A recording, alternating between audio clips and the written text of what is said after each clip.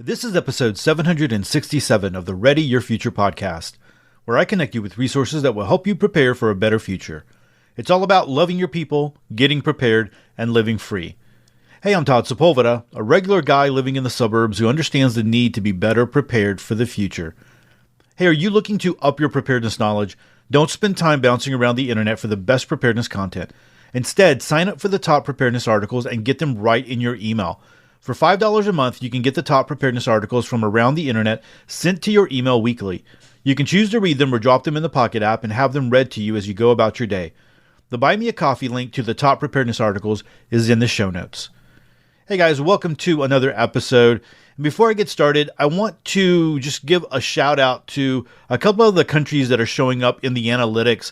And I haven't done this in a while, but I want to give a shout out to Canada, my friends up in Canada, my friends in Singapore, in the United Kingdom, Australia, Germany, Trinidad and Tobago. Hey, welcome, guys. I'm glad that you're listening. And also to my friends over in Sweden. I'm glad that you are listening and just wanted to give you all a shout out. Thanks so much that this podcast is not just listened to here in the United States, but all over the world. And so I'm very grateful for that. I hope you had a chance to listen to the last episode, and that was a roundtable with my good friends Mick Rowland and Brian Hawkins, and we talked about a bunch of different things, right? We talked a little bit about what was going on in the world. We talked about homesteading. We talked about food storage and all of that. I think sometimes we come from different perspectives, not trying to, because we're not trying to make a lot of money, in the preparedness community. So it's not all the scare tactic type of stuff that you see when you go to YouTube and those big YouTube channels out there. So anyway, so hopefully you enjoyed that one. We come at it from a different perspective. But Mick said something, I believe it was in the podcast, in the roundtable. It could have been in our email group meetup that we do every other Tuesday on Zoom. I'm not quite sure, but it stuck with me for a whole week, and I've been thinking about it actually. So let me share. So he mentioned about like homesteading, off-grid, going, the end of the world as we know it, people living that way. And he said Little House on the Prairie type, living. And so a lot of people use different metaphors, but I think a lot of us know what Little House on the Prairie is at least the show. Now, a lot of us maybe grew up watching Little House on the Prairie. Maybe we grew up watching some of the reruns or whatever, good, wholesome type, show that the whole family could watch. But my memory of Little House on the Prairie goes even further back than that. So I have really great memories of Little House on the Prairie because my fifth grade teacher read all the series to us during that fifth grade year. Now, I went to a private school from first through eighth grade. And so my parents wanted me to go to a Christian school, and they weren't happy with the schools that were around our area at the time where we were living. And so I really appreciate, being able to go to this school. But, one of the grade levels that I remember that just stuck with me is fifth grade, Miss Goldmeyer. She read all the Little House on the Prairie books. And so we would usually come in from after recess and kind of sit down and we're, cooling off and all that kind of stuff. And she would read. And it's been such a long time since I read those books or listened to them or even watched Little House on the Prairie on television. But when Mick brought that up, I was like, you know what? I have some credits on Audible. I'm going to go and maybe I'm going to download the book. And so it wasn't very expensive. I think it was like $6 something, on Audible. And I went ahead and downloaded it and started listening to it. So how we always appreciate those prepper fiction books, right? Those dystopian books that try to incorporate something about survival and preparedness in there. I remember reading Patriots by, James Wesley Rawls, and people always remarked about like, hey, yeah, it's a story, but you can learn so much about it. And so that seems to be like a standard that everybody wants out of those. It's not just like, hey, I just want to read a good story. It's like, I'd like to read a story and learn a little bit about preparedness. Well, as I was listening to Little House, or as it's Little House on in the Big Woods, I think that's book one. I wanted to say there's like 7 or 9 books. I can't remember. But as I was listening to that first chapter, and it wasn't very long, it was only about 18 minutes, and I listened to my books a little bit faster than normal speed, I was very surprised that a lot of the things that were mentioned would fall into that, preparedness aspect of it, what people would want in those dystopian novels, in our prepper fiction, whatever you want to call them. And I was like, man, people probably aren't talking about this because a lot of the times the Little House on the Prairie books are looked at as kids' books. And I've seen books, people would always say, hey, books for kids and survival books for kids. And I'm like, I would really add that. So one of the things, like the first chapter of Little House in the Big Woods was all about being prepared for wintertime and the food preparation that went into it. So in one aspect, I mean, they have the garden and they're putting things up, drying things out, and putting things up, not necessarily in the, in a cellar, but they're putting it in the attic, right? So you have that aspect of it. She talked about how they were very secluded from the rest of the population. They were out there in the woods. There was a wagon trail that went into the woods and then it kind of disappeared, and all those different kinds of things. She mentioned that Paul would go, and this is Laura Ingalls Wilder who's writing this, that Paul would go into, he went fishing one day and he came back with tons of fish. And so they ate really well, and then they salted a lot of the fish so that they could keep it for the wintertime, so that they would have food for the wintertime. And then they talked about fattening a pig. I thought it was kind of curious that the pig was released to just eat out in the wild, in the forest. And then when they were ready to, kind of finish it off and fatten it off and everything, Paul went to go grab it and brought it back into the pen, and then they would feed it and fatten it up until it was ready to be slaughtered. And of course, they go through the whole thing about slaughtering it and talking about it. She talked, again, this is from a kid's point of view, how she covered her ears. She didn't want to hear the pig squeaking. One of the things I remember about being read this book the very first time is how gross it was to hear that Paul blew the pig bladder up for them, and they used it like a ball, like a balloon, and they were playing around with it. And I'm like, man, that's kind of gross, right? But I mean, if you think about it, back in those days, in the 1800s, you didn't have balloons, you didn't have those different kinds of things. So that was like a fun thing that they got to do. I also remember the kind of being like grossed out about eating the pig's tail. Like they roasted the pig's tail on the fire and they ate it, and it was like so good to them. And it's like, okay, ooh, all that kind of stuff. But they go through how they dip the pig, in boiling water to deal with the skin and to deal with all of that. Talked about Ma using the head for, pig cheese. I think that's what it was called. And all those different kinds of things. So I'm like, man, it's just one of those books that I'm probably going to listen to, and maybe I'll listen to like one chapter a week and maybe I'll share it or whatever. But I thought that was just something that a lot of people don't talk about. I haven't heard anybody in the preparedness community in all the years that I've been a part of it mention Little House on the Prairie in all those times. And I think it is because it's a kid's book. We don't really think about it as something that, could tell a good story, but also give us that aspect of preparedness and how people lived. So anyway, I thought something I wanted to share there. And hopefully, if you have the books, you can go and dust off the dust off of them and maybe read them to your kids or to your grandkids. Maybe give them to your kids or grandkids as gifts, or maybe you just want to. Maybe you've read them before. Maybe you want to listen to them again. If you're looking for good, wholesome books, right? I mean, some of the stuff that's out there, even the preparedness community, there's one author that I will not mention. It's like, as I was listening to it, it was like just the curse words after curse words. And I got about 5 minutes down the road and I'm like, I cannot listen to this, It's like, there's just no reason for it. So I wound up just returning that one and not listening to the series. Everybody was talking about, oh yeah, you got to listen to this author. And I'm like, no, it's probably something that I don't want to listen to.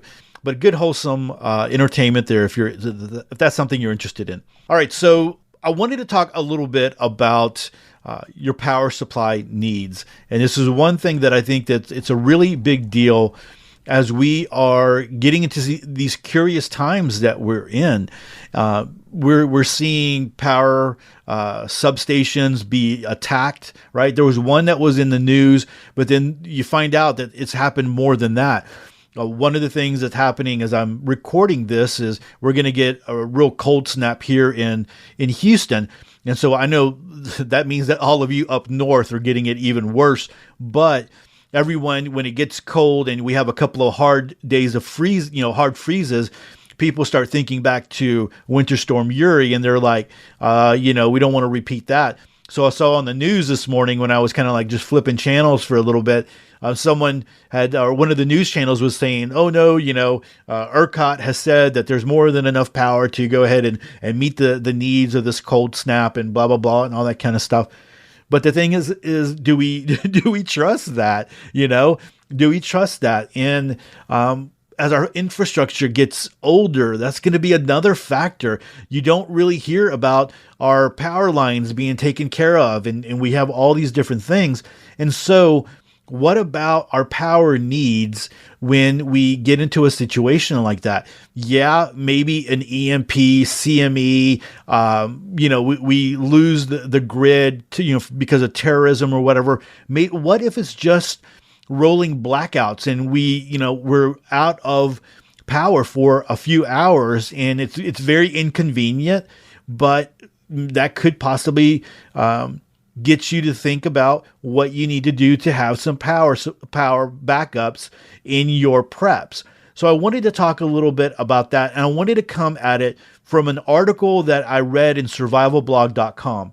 The article is entitled Estimating Your Off-Grid Power Needs by Miss Alaska. And so I'm approaching it from this way because this author of this blog post lives off-grid. And so they have to take care of their power, and they have to make sure that they, the things that they're using, they have enough power to meet those needs. So I want to come at it from that point of view. Because if you were in a situation where the power went out, you would make sure you would need to be, you're not going to be able to plug in your air conditioner, right? Your home AC if it's the summertime. You're not going to be able to plug in a heater if it's just a regular battery backup that you have. And so it really depends. You really need to size your power depending on the needs that you have, and you need to be realistic about it. So before I start really diving into that, let's go ahead and read the article, and then I'll come back and talk a little bit more about all of that. But again, this comes to us from survivalblog.com. The article is entitled Estimating Your Off-Grid Power Needs. Let's go ahead and start reading. The European energy lobbying group 2000watts.org proposes that 2,000 watts is the amount of power that would be available to humans if each one of the 7.9 billion people on the planet had access to the same amount. Their concern is that our power resources are dwindling.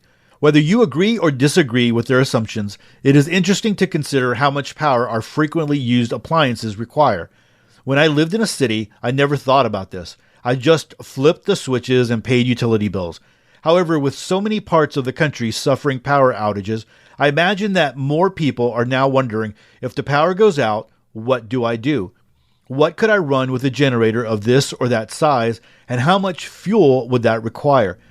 Here in remote Alaska, we built our own power supply, so we are alert to power hogs and power sippers that we decided to buy or do without. And since the generator we use as a backup to our solar panels and wind turbine is a Honda 2000 producing 2,000 watts, we know how much our various appliances and tools require and which ones we can or cannot use simultaneously without tripping a circuit breaker. A fabulous resource for prudent people adding up their power usage in order to determine an appropriately sized backup generator is Generatorist. It identifies the power draw of appliances ranging from full house AC units to a nightlight, as well as commercial equipment and RV gizmos. It also lists products you can buy to measure the current draw of each appliance in your home. We have one called a kilowatt. Additionally, homeowners will find that many, but not all, machines list their amps, volts, and watt requirements in a plaque on the back or bottom.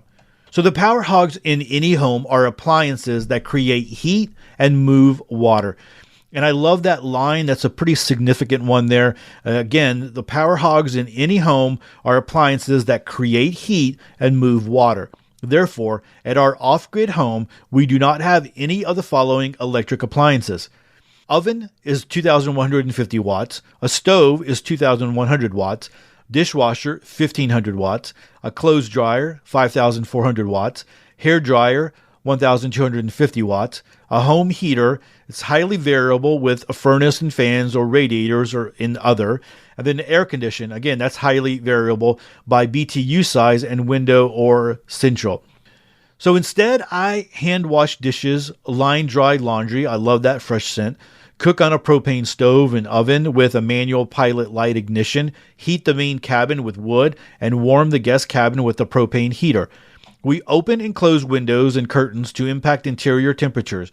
And we have an outhouse, not a flushing toilet, so no power draw there. We also lack many gizmos that I think are rather unnecessary, like electric can openers, bread makers, and televisions. A few high wattage power tools are important here because we have found no convenient alternative. Most of these function for short duration, and we ensure that we are not maxing out our power with other demands at the same time. Otherwise, the circuit breaker turns off all power as a safety precaution. For example, we occasionally use the following useful electric tools: a circular saw that's at 1,400 watts, a disc sander at 1,250 watts, and a shop vacuum at 1,100 watts. A very important power tool we use frequently is a 5-ton log splitter, which draws 1,500 watts. Brian turns on the generator almost every time he uses this, which is an hour per day or $1 an hour of gasoline and 4 days per week in the summer. This is $16 of gasoline, saves his shoulders from hand splitting 11 cords of dry wood to warm our home and heat our hot tub during our long Alaskan winters. For the kitchen, I bought my first new appliance in over a decade, a small air fryer. I love it, but it draws 1,700 watts. So I make favorites like salmon egg rolls or fried chicken as an occasional treat. Note that this appliance replaces the need to fly out cans of Crisco for deep frying at $50 a pound for transportation costs, and then figuring out what to do with the leftover oil. My husband bought a microwave oven as a backup in case our propane oven suddenly died. I hardly ever use it, but others may routinely use theirs. This small one draws 1,050 watts. The powerful meat grinder that we use when we process bear and rabbit meat draws 575 watts. Other appliances, a blender, food processor, is 450 watts, and a coffee spice grinder, 150 watts. Many kitchen tasks I do by hand with a mortar and pestle, a nut crusher, a food mill, and kneading bread dough. Moving water from our well to the house, washing machine, and yard hoses requires 1,500 watts. So we tend to time water projects for sunny or windy days or when the generator is on. Our on-demand water heaters for the sink and shower are powered by propane with electric ignition. For a household to figure out how powerful a generator is needed to power its priorities, it is important to know that running time, wattages can be magnitudes lower than surge or startup requirements. Some of the following might be priorities for a house impacted by a power outage in a hot climate, thus requiring a powerful generator. So here's some appliances. So I'm going to read some appliances, the running wattage, and then also the surge or the startup wattage. So first up is the chest freezer, and the running wattage is 500 and the surge is 1,500. All right. So I will tell you that can change depending on the more energy efficient freezers that you have. So I have a freezer that does not have that surge and does not have that running wattage. A central AC at 24,000 BTU. So the running wattage is 3,800 and the surge is 11,400. And then there's a lot of exclamation points there. So that one right there is like if you live in, for instance, Houston, and you're trying to replicate your life, your home in an off-grid situation that like you would in a grid situation, you are needing like a lot of power. And more than likely, you're not going to be able to store that up not more than likely, you're not going to be able to store that up enough in a battery bank, much less if you're using like gas or Generac, you're really going to blow through that and it's going to be very expensive. And I'll get to that here in a minute. So electric washer or electric water heater, 4,000 running watts. It doesn't have the surge on that one. A ceiling fan is 60 running watts. A garage door opener is 875 running watts. And then the surge is 2,350. So I have not added up all of our routine power uses, but they are modest. 2 laptop computers, a cell phone, and the freezers in summer. Is it at or under 2,000 watts? I think maybe, except when we use the washing machine. One day we water the gardens for several hours at 1,500 watts. Another day we briefly cut 3 minutes. We briefly cut and sand, so 3 minutes there, and then sand wood is 10 minutes. To replace planks and steps or on the dock, 1,250 watts and 1,400 watts each. A third day, I cook egg rolls in the air fryer for 8 minutes. On a sunny or windy day, with little else on, I run a high-value load of wash, 1,250 watts, but with a high surge and moving water from the pump. Within these parameters, we live a low-cost, low-power life in a lovely setting with low pollution, low stress, gourmet meals, and the satisfaction of task well done. Who needs an electric can opener? All right, so that's it for that this article here. And let me go ahead and come back to just sharing some thoughts. And this is where I really want to go with this. A lot of the times, and I've already mentioned this, people want to take the life that they live right now. And this is like people living in the suburbs, living in the city, people who have got a hold of preparedness. And their idea is, okay, if I am without the grid, I want to replicate my life the way that I'm able to live right now. And the thing is that is an idea that you need to get out of your mind. That is not going to be possible. So going back to that Generac idea, when Winter Storm Uri hit I want to say last year, but I think it's already 2 years ago. One of my boss at the time, she had a neighbor who had a Generac. And so she was without power and it got really, really cold really fast. And her neighbors came to her and said, hey, you're welcome to come stay with us. We have, we've got power, we've got heat, it's nice and toasty, and come enjoy, the time here living with us. So she went over there and it was just like, it was great. She would go to take care of things in the house and check and make sure that, pipes weren't busting and all that kind of stuff. But for the most part, she lived over there. So after everything kind of settled back down and everybody went back to work, she kept talking about wanting a Generac. I want to get a Generac. I want to get, I'd never want to be in that kind of situation again. Well, she looked into the price of it and it was astronomical. It's not something that, it's just easily done. And if you think about it, that Winter Storm Uri, I've lived in Houston all my life. And in my 50 years, I've never encountered a storm like that. So I know that it's gotten bad before. Even when I was a kid, like a baby there. There's times where there's been snow down here that was pretty thick, and there's pictures of me like being all bundled up as an infant. But I've never experienced the power outages like that before, and so that would be very rare. Sometimes we'd have hurricanes. Again, very rare, but you might be without power for 2 or 3 days. And so that's an inconvenience. Do you really want to spend thousands and thousands of dollars? And I think like when she priced it, she got a quote, it was going to be somewhere like $20,000. So the Generac usually isn't the cost. It's the cost of moving the gas and the lines and running all of that and tying it all in. That's where a lot of the cost is. At least that's what I've been told. And so she looked at that, and in my conversation, I'm like, why don't you just get a generator that you can start up and you can use that to power the things that you need? Yeah, you're not going to have all the conveniences of home, but how often do you truly need it? And so I think I talked her out of it. Plus it was a whole lot of money. You don't want to sit there and take a loan out for $20,000 where you're paying a little bit every month for something that you might not ever use, but once every 2, 3, 4 years, maybe even more than that. So it's nice if you have the money, if you can write a check for it and you can, you throw down a credit card and you can pay for it. Yeah, that's great. But for the most part, that is not reasonable for most people like me and you, right? So, having something like that is not going to happen.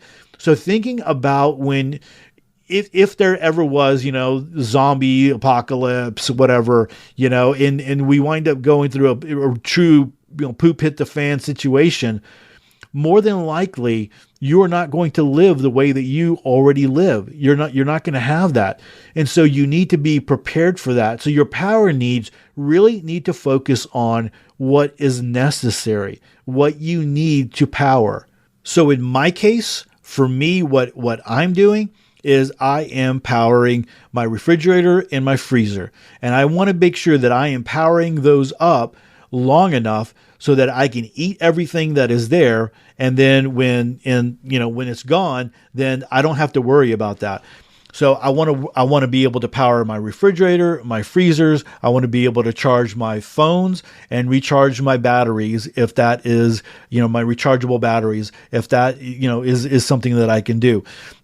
Everything else after that is extra in my case. So I might have a little fan, and if I had somebody who was older, one of my, like an older parent that was living and like they were in fragile health, I would have to take that into consideration. But they might need to be able to, during the summertime, they might need to be cooled. So a little fan that runs on 12 volts that I can connect to a battery bank, that might be something that I might want to consider.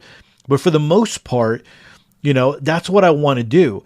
And you really need to be thinking about that.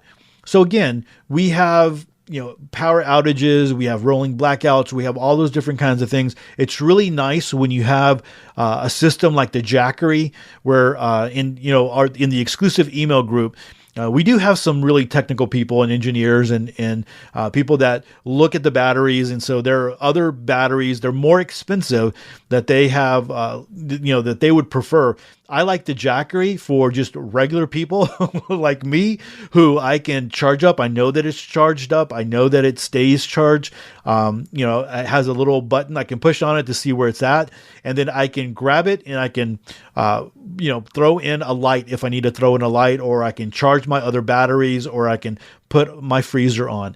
And so I actually did that when I got the Jackery. I did test out the freezer. I ran the freezer for about 6 hours and it only went down about 21%. So normally, if we were in a true grid down situation, I wouldn't run it that long. I would run it enough to keep it frozen in there, to keep things frozen and keep it cool, and only open it, minimal times when I really needed it. But then I would take that, take the Jackery outside and, hopefully I'm praying for, sun, and then get the, charge them up with the solar panels. And so I have a couple of different battery banks that I would be rotating out that way to make sure that my freezer stays cold, so that I don't lose the thousands of dollars that I have in meat and other food in there. Now, that would be really, really important. So you really need to think about your power needs and your survival power needs, and what is necessary for you and your family in a situation. Some people might need an oxygen machine, and in that case, you might need to spend a little bit more money on a bigger battery bank and the ability to charge those up. I like what Peter Zion says, because one of the things that we talk about in the preparedness community is we're always looking for alternative power sources. People will talk about wind, people will talk about solar, and he does mention that those things are very useful, but you have to be in the right location. So this article where they were in Alaska, they have a wind turbine, so it's for them, they're able to use that. It works. Solar probably does not work during the wintertime for them, and so here in Houston, solar would be really, really good for me, but a wind turbine, I wouldn't want to use that. I don't think it would pay off for me. It'd be a lot of money that I would spend out that, I would rather put that in solar panels. Mick Rowland, good friend, and I've already talked about him. He wrote an article not too long ago. Actually, when I'm looking at it here, it's 2019 on a DIY battery bank and how you can use it, how you can, use solar panels. And a lot of the times, if you're looking at like a Jackery and spending the money for that, again, if you want the nice, everything all included and you just plug and play, those are really nice, especially for those that are not very technical.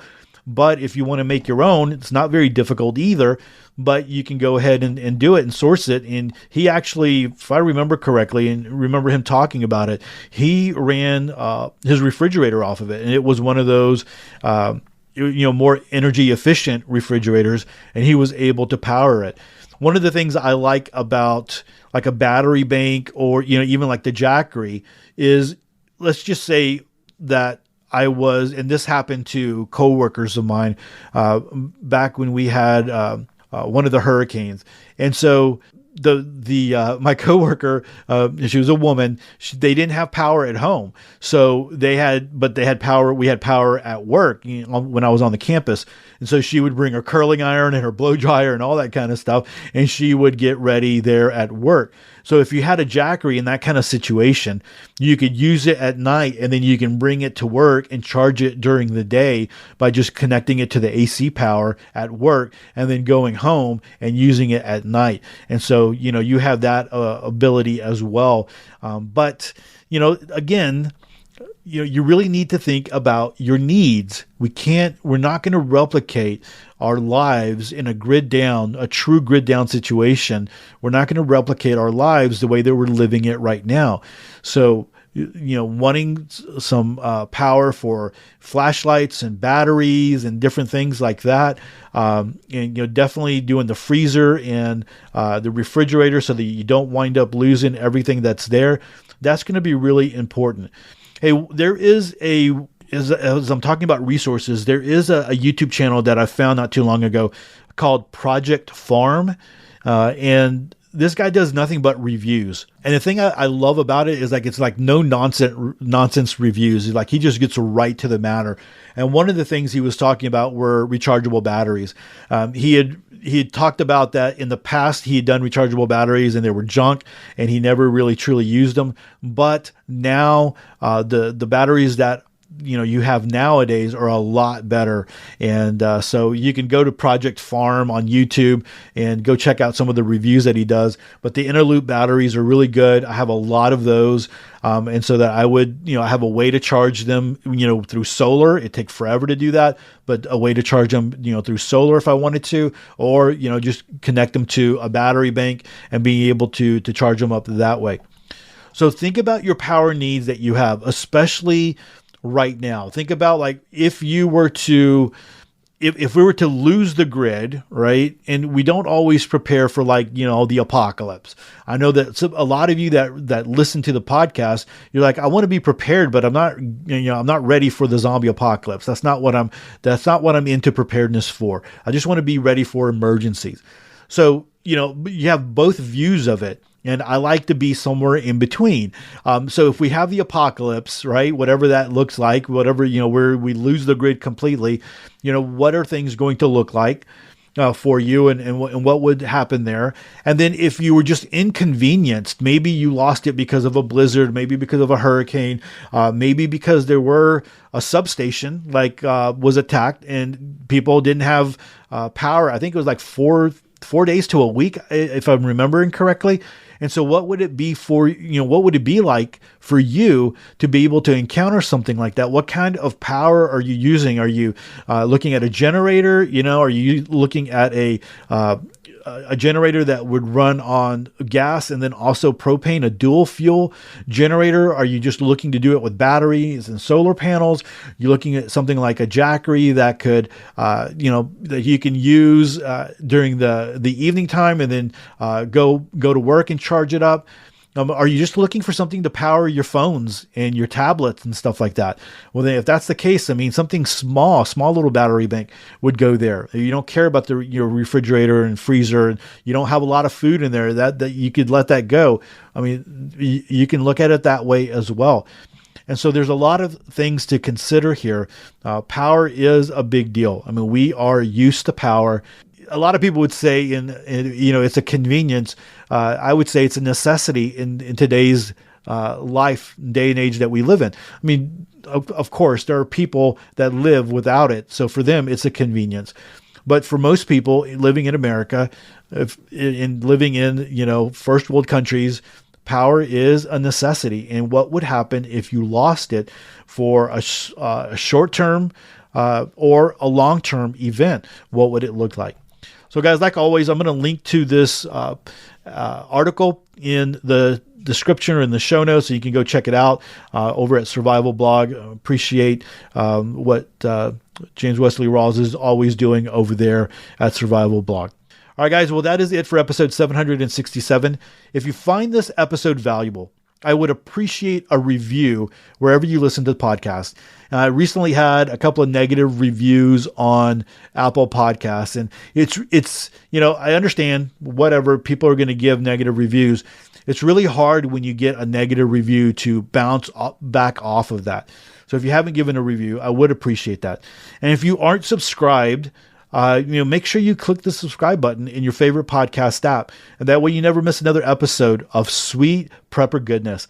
And if you would like to support Ready Your Future, you can visit readyyourfuture.com/support, or just check the link in the show notes.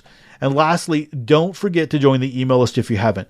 When you do, I'm going to send you a free PDF on 25 handpicked preparedness articles that you should read. And I'm also going to send you the Saturday prep every Saturday morning.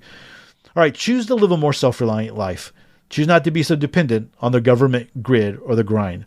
Until next time, live with no regrets and stay prepped and aware. Peace.